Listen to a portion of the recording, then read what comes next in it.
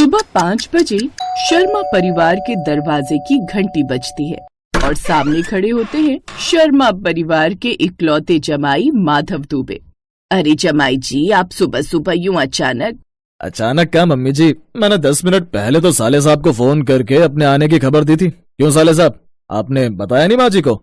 जीजा जी, अभी 10 मिनट पहले तो आपने फोन किया था। हाँ ठीक है। वैसे मम्मी जी, ये क्या आपकी बहू रश्मि ठीक से घर की सफाई नहीं करती क्या? देखो ना कितना गंदा हो रखा है। इतना साफ घर तो है, इतना तो इनकी शादी पर भी नहीं था, और ये मेरे घर को गंदा कह रहे। शांति नाम की चीज ही नहीं है जीजू में। माधव को आए हुए अभी कुछ देर भी नहीं हुई थी कि उसने नखरे दिखाने शुरू कर दिए। ओहो, ये कैसी चाय बनाई है तुमने रश्मि? इसमें तो बिल्कुल भी टेस्ट ही नहीं है। ऐसा करो, मेरे लिए कॉफी बनाकर ले आओ। रश्मि कुछ देर बाद कॉफी बनाकर ले आती है। हाँ अब ये ठीक है। वैसे नाश्ते में क्या बनाया है तुमने रश्मि?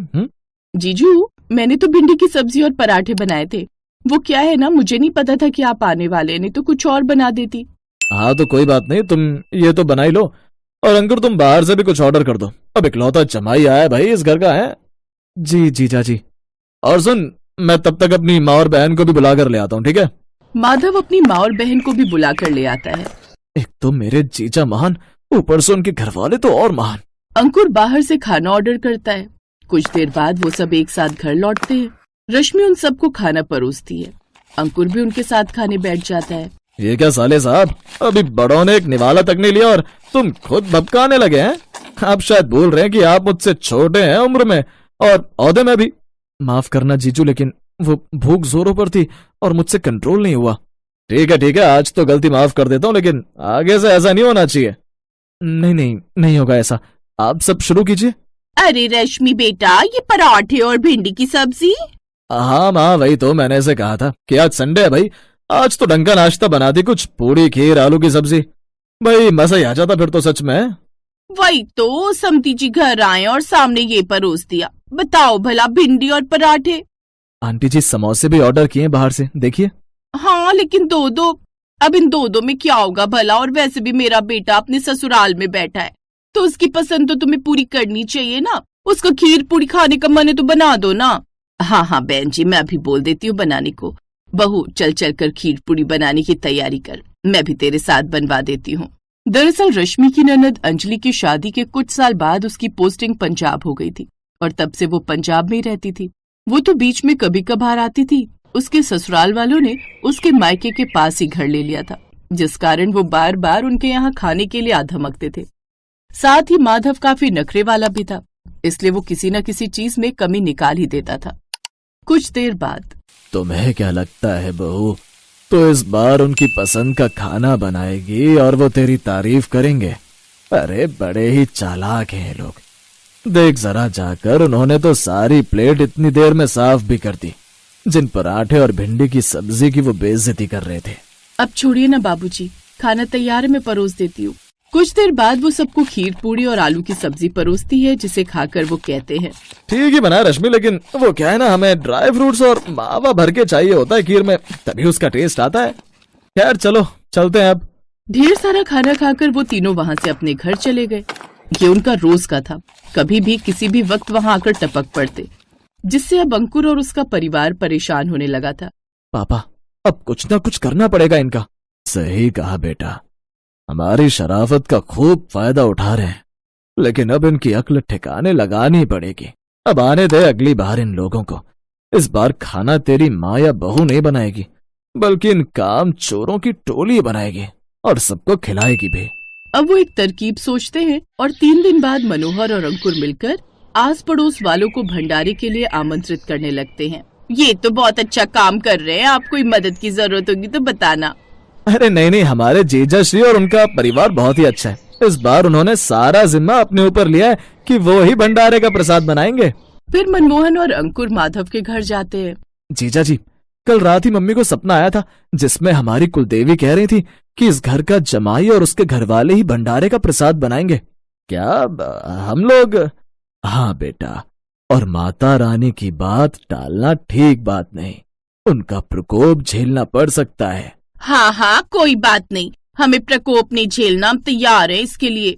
अब 2 दिन बाद उन तीनों की टुकड़ी शर्मा परिवार के घर पहुंच जाती है। अरे कितना भारी बर्तन है, साले साहब, अरे मदद कीजिए हमारी। जरूर करता जीजा जी, लेकिन वो क्या है ना, माता रानी ने मना किया है कि ये सब आप लोगों को खुद ही करना पड़ेगा। तो पहले रश्मि बहू को बोलो ना कुछ खाने को बना दे। अरे नहीं नहीं आंटी जी, भगवान के नाम का प्रसाद बना रहे हैं आप लोग, तो वो तो भूखे पेट ही बनाना होगा, और यहाँ हम में से कोई आपकी मदद नहीं कर सकता। अब वो सब तैयारियों में लग जाते हैं। अरे ये क्या जमाई जी, आप कितना धीरे धीरे हाथ चला रहे हैं। अभी तो ये सारी बोरी आलू की छिलनी है, उसके बाद ही सब्जी बनानी है। और आंटी जी, आप तब तक हलवा बना लो, और गुंजन तुम तब तक आटा लगा लो, पूरे 200 लोगों का खाना बनाना है। क्या 200? ये किसी बारात का खाना बनना है क्या? ऊपर से गर्मी कितनी है यहाँ। जी गुंजन जी, गर्मी तो रसोई में भी उतनी ही होती थी जब मैं आप सबके लिए खाना बनाती थी, और आप सब उस बनाए हुए खाने को बेकार कहकर नकार देते थे। चलिए अब बनाइए। अब वो तीनों काम पर लग जाते हैं और काफी देर बाद पूड़ी, हलवा और खीर बन ही जाते हैं। माता को भोग लगाने के बाद भक्त भंडारे के लिए बैठ जाते हैं। मैं तो बताना ही भूल गया, माता ने तो ये भी कहा था कि जो प्रसाद बनाएगा वही लोगों को बांटेगा भी। अब वो सभी लंबी लंबी लाइन लगाकर बैठे लोगों को आलू, हलवा, पूड़ी बांटते हैं। सबको खिलाने के बाद आखिर में वो तीनों खाने बैठते हैं। ये क्या, भंडारे की 4 पूड़ियाँ बची हैं बस? हाँ जीजा जी, वो सबको इतनी भूख लगी थी कि पेट भरकर हमने खा लिया, और अब ये 4 ही पूड़ियाँ हैं बस। क्या 4 ही पूड़ियाँ? सुबह से काम कर करके हालत खराब हो गई और अब बस 4 ही पूड़ियाँ। यार कोई नहीं, हम वही मिल बांट कर खा लेंगे। अब वो तीनों उस एक पूड़ी पर टूट पड़ते हैं और जल्दी जल्दी खाने लगते हैं। आज उन्हें सही मायने में मेहनत समझ आ रही थी।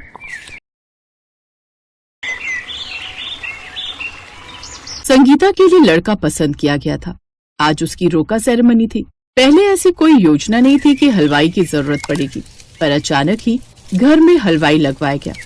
घर के पीछे बने खुले आंगन में हलवाई के लिए व्यवस्था की जा रही थी। संगीता की पूरी फैमिली भागा दौड़ी में लगी हुई थी। मम्मी, हलवाई की क्या जरूरत थी? अनिल जी के घर से तो बस 5 ही लोग आ रहे हैं। दीदी 5 नहीं 25 लोग आ रहे हैं। क्या 25 लोग? हाँ, तेरे पापा की सुबह ही तेरे ससुर जी से बात हुई है। वो बोल रहे हैं उनके सभी रिश्तेदार बहुत खास हैं। किसको लाएं किसको ना लाएं इसी उलझन में थे। बोल रहे थे कि रिश्तेदार नाराज हो जाएंगे, इसीलिए उन्होंने तेरे पापा से पूछा कि सभी को ले आए क्या, तो तेरे पापा क्या ही मना करते, उन्होंने हाँ कह दी। अब पूरे गिनकर 25 लोग बन रहे हैं तेरे ससुराल के, इसलिए हलवाई को बिठाना जरूरी था। इतने सारे लोगों का खाना रसोई में तो बन नहीं सकता, तो फटाफट से तेरे पापा ने हलवाई बुक किया। मीठे में गुलाब जामुन और जलेबी रखवाइए। कुछ और करना है क्या? नहीं नहीं, अभी इतना बहुत है। रोका है, कोई शादी नहीं हो रही, अभी तो बहुत सारे फंक्शन करने हैं। अगर इतना सब कुछ खुला करोगे तो ससुराल वालों का मुंह खुल जाएगा। दादी, मुंह तो उनका पहले ही खुल गया लगता है, तभी तो इतने सारे लोगों को ला रहे हैं। पापा को सगन के लिफाफे भी इतने सारे बनाने पड़ेंगे। मेरी वजह से ये सब हो रहा है। मेरी शादी में कितना खर्च कर रहे हैं आप पापा। कैसी बातें करती है तू संगीता? अरे तू मेरी बेटी है, जिगर का टुकड़ा है। तेरी खुशी के लिए तो मैं अपनी जान भी दे दूंगा। फिर ये तो तेरे ससुराल वालों की खातिरदारी है। अब जा, जल्दी से तैयार हो जा। जानकी, संगीता को जल्दी से तैयार कर दे, मेहमान आते होंगे। संगीता ने एक सुंदर सी प्यारी सी बनारसी साड़ी पहनी और सज धज कर वो अपने रोके के लिए तैयार हुई। उसकी नजरें बस अनिल को ढूंढ रही थी, पर अनिल था कहाँ, वो तो दिखाई नहीं दे रहा था। पूरा घर मेहमानों से खचाखच भर गया। ऐसा लग रहा था मानो आज ही संगीता की शादी हो, तभी तो इतने सारे मेहमान भर गए। होने वाले ससुर, चाचा, ताऊ, फूफा, मामा सभी दांत फाड़ फाड़ कर हंस रहे थे। साथ ही उनके आगे सजी हुई थी तरह तरह के पकवानों की प्लेट्स। मोहित, बात सुन, अनिल जी कहाँ हैं? दीदी, होने वाले जीजू तो अपने जीजा जी और अपने दोस्तों के साथ बाहर खाने की टेबल पर है। संगीता बाहर जाती है तो उसकी नजर खाने की टेबल पर जाती है। वहाँ पर उसकी होने वाली सास, चचेरी सास और बाकी सभी रिश्तेदारी की औरतें खाने पर टूटी हुई थी। ए भैया, रोटी जरा मुलायम दो। क्या सूखी सूखी रोटियां दे रहे हो यार? भाभी, इन लोगों ने गोलगप्पे नहीं रखवाए? ऐसे गोलगप्पे, चाट, टिक्की वगैरह रखवानी चाहिए थी। हाँ, मैं ये बात बाद में कह दूंगी, अभी तो तुम खाना खा लो। भैया, ये सभी रिश्तेदार बहुत खास हैं, इनके लिए बढ़िया गरम रोटी बनाना, किसी को शिकायत का मौका न मिले। संगीता देख रही थी कि उसके ससुराल वाले मुफ्त की रोटियां खाते जा रहे थे और साथ ही कमियां भी निकालते जा रहे थे।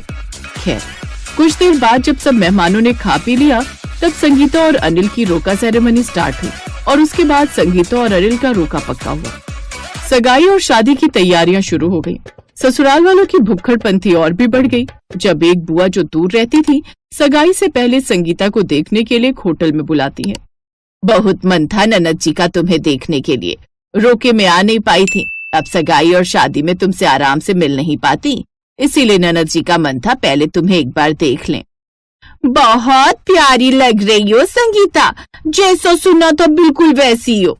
अरे सुमन भाभी, वो तो बिल्कुल चांद का टुकड़ा है। वो तो है। बहन जी, चाय या कोल्ड ड्रिंक? अरे टेंशन क्यों लेते हो भाई साहब, अभी तो आए हैं, थोड़ी देर बात कर लें, उसके बाद खाते पीते हैं। सुनिए, सबके लिए पानी ले आइए। जा मोहित, तू भी पापा के साथ जा। अनिल जी नहीं आए? देखो तो, शादी से पहले ही अनिल को देखने के लिए कितनी उतावली हो रही है। अरे नहीं, मैं तो मजाक कर रही हूँ। अनिल तो ऑफिस गया हुआ है। ये प्रोग्राम तो हम ननद भाभी ने बनाया, इसीलिए तो फटाफट से तुमसे मिलने आ गए। कुछ देर बाद खाने का सिलसिला शुरू हुआ, जो तब तक नहीं रुका जब तक संगीता के पापा का शादी का बजट नहीं हिल गया। मैं तो बस छोले भटूरे खाऊंगी, मुझसे तो ऑयली खाना नहीं खाया जाता ननद जी। मेरे लिए तो आप डोसा सांभर ले आओ भाई साहब। संगीता के परिवार वाले एक दूसरे का मुंह देख रहे थे। मेरे लिए तो मोहित बेटा सादी रोटी, दाल मखनी और पनीर ले आना है। कभी चिली पनीर, कभी चापे, कभी छोले टिक्की, कभी फ्राइड राइस, साथ में तंदूरी रोटी, नान, लच्छा पराठा। ये सब अभी ऑर्डर हुआ ही था कि तभी संगीता की सास ने रिश्तेदारों को फोन मिला दिया। अरे ज्योति, तू कह रही थी ना तूने भाभी को नहीं देखा, हम यही होटल में बैठे हैं। हाँ हाँ, दामाद जी के साथ आ जा। तो क्या हुआ? अब जब सब पहली बार आए तो खाने का बिल तो एक तरफ आया। सबको विदा करने के बाद संगीता अपनी फैमिली के साथ घर आई तो गुस्से में उसका मुंह फूला पड़ा था। पापा, मुझे ये शादी नहीं करनी, मुझे अनिल जी की फैमिली बिल्कुल पसंद नहीं आ रही है। अरे बहुत ज्यादा मुफ्त की रोटियां खाने वाले हैं वो लोग, ऐसे थोड़ी होता है, इतना प्रेशर डाल रहे हैं अभी से हमारे ऊपर। अभी सगाई का फंक्शन बाकी है, फिर शादी भी देखनी है। मैं इतना सब कुछ गलत होते हुए नहीं देख सकती। अरे उन लोगों को बिल्कुल भी समझ नहीं है कि इस तरह से किसी का खर्चा थोड़ी करवाते। मुफ्त की रोटियां खाने के लिए बहाने ढूंढ रहे हैं पापा वो लोग। शांत हो जा संगीता, रो क्यों रही है? संगीता सही कह रही है, ऐसे नहीं होता सुदर्शन बेटा। घर में सबका मूड खराब था। संगीता को इस बात का गुस्सा ज्यादा था कि ऐसे समय में अनिल को उसके साथ होना चाहिए था, जबकि संगीता और अनिल की न ही रोके में ज्यादा बात हुई और न ही उसने रोके के बाद ही कोई फोन किया। उसी शाम संगीता ने फैसला किया कि वो रोका तोड़ देगी। संगीता गुस्से में अनिल को फोन करने ही वाली थी कि तभी एक अननोन नंबर से संगीता को कॉल आया। ये किसका नंबर है? हेलो। हाय संगीता, अनिल बोल रहा हूँ। सॉरी, तुम्हें फोन करने में लेट हो गया। वो क्या ना, मैं तो तुम्हें रोके की वाली रात को ही कॉल करता, पर मेरा फोन खराब हो गया, तुम्हारा नंबर डिलीट हो गया, फिर वायरल फीवर हो गया। आज थोड़ी तबीयत ठीक हुई तो मम्मी से तुम्हारा नंबर लेकर कॉल किया। इसलिए एक हफ्ते से तुम्हें फोन नहीं कर पाया। सॉरी संगीता, मुझे पता है हर लड़की का अरमान होता है कि उसका होने वाला पति उसे कॉल करे, उससे बात करे। तुम भी शायद यही सोच रही होगी। मुझे खुद पर बहुत बुरा लग रहा है। अभी फोन ठीक करवा कर लाया तो मैंने सबसे पहले तुम्हें ही फोन मिलाया। मैं नहीं चाहता था कि पहली बार तुमसे बात करूं तो मम्मी या पापा किसी के फोन से हो। मेरा मन था कि मैं अपने पर्सनल फोन से तुम्हें कॉल करूं। अनिल की तबीयत सचमुच बहुत खराब थी। संगीता ने अपने गुस्से को थोड़ा शांत किया। अनिल जी, मुझे आपसे मिलना है, बहुत जरूरी बात करनी है। संगीता अनिल को एक रेस्टोरेंट में मिलती है और सारी बात कहती है। क्या तुम्हारे पापा ने शादी के लिए घर गिरवी रख दिया? नहीं नहीं, पर क्यों? अनिल जी, पहले ही रोके में इतना खर्चा हो गया, ऊपर से रेस्टोरेंट में भी बहुत सारे मेहमान आ गए, तभी हमारे 50,000 से ऊपर लग गए। सिर्फ एक रेस्टोरेंट में इतने पैसे लग गए तो पापा को लग रहा था कि शादी में और सगाई में बहुत लगेंगे, इसलिए उन्होंने घर गिरवी रख दिया ताकि मेरी शादी हो सके। संगीता, ये रोका मत तोड़ो, मैं सब ठीक कर दूंगा। प्लीज, मैं तुम्हें बहुत पसंद करता हूँ, मुझे एक मौका देकर देखो। जब ये बात संगीता के ससुराल वालों को पता चली कि उनके व्यवहार की वजह से संगीता की फैमिली को इतनी सारी प्रॉब्लम आई है, तो सबको अपनी गलती का एहसास हुआ। सुनो जी, हमने पहले ही संगीता की फैमिली का बहुत खर्चा करवा दिया है। अब सगाई और शादी में हम उनसे 1 रुपया भी नहीं लेंगे। बेचारों का पहले ही बहुत खर्चा हो गया है। तुम सही कह रही हो अनिल की माँ, सगाई और शादी दोनों में आधा खर्चा हम करेंगे। मैं ये बात आज ही संगीता के पापा को कह देता हूँ। हाँ। संगीता खुश थी कि अनिल ने और उसके परिवार वालों ने उसे और उसकी फैमिली को समझा, और फिर जब संगीता और अनिल की शादी हुई तब सब कुछ साझा हुआ, जिससे संगीता के मायके वालों पर शादी में खर्चों का दबाव काफी हद तक कम हो गया। होना भी ऐसा ही चाहिए। अरे भाई, लड़की दे रहे हैं तो ये थोड़ी है कि मुफ्त की रोटियां खाने के नाम पर लड़की वालों को लूट ही लो, बिल्कुल नहीं। संगीता की ये कहानी यही मैसेज देती है कि यदि लड़के वाले हो तो लड़की वालों को समझना सीखो और जहाँ जरूरत हो वहीं खर्चा करवाओ। ना कि मुफ्त की रोटियां खाओ।